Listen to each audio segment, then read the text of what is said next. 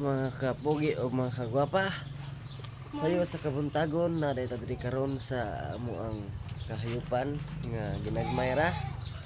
O kiningon sa ginagko ginagmayra lingaw-lingaw ba. Han? So karon na dito diri ang atong buhaton is manamog taog baboy. So, let's go. So, mga kapugi, o din yan mga kanding baboy. So karon ang buhaton to mamasa na ta sa itong baboy. Let's go. So mauna ni mga kapugi o mga kagapa, ang atong buhaton is ito sa hugasan kay hugaw kayong tangkal sa mga tais sa baboy. Hugasan sa nato before nato ipakanon ng baboy. Go.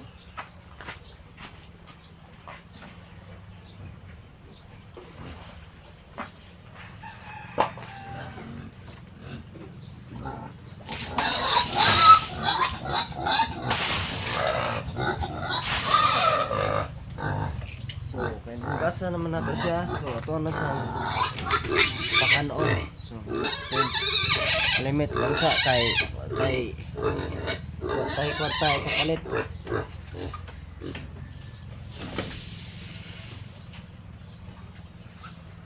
So, mauna ni sa mga kapogi o mga hugapa. Ang baboy. 2 months pa lang ni sa kapin. So,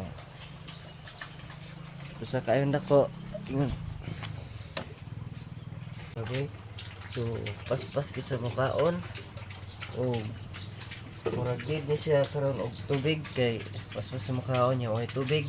So, itong buhaton is kuha na to sa tubig aron mas mo nindot yung kaon.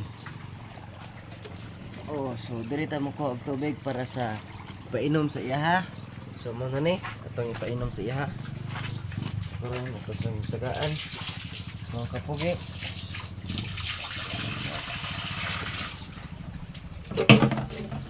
So kasi sa kay mga kapugi. So more sa kong video mga kapugi. Thank you.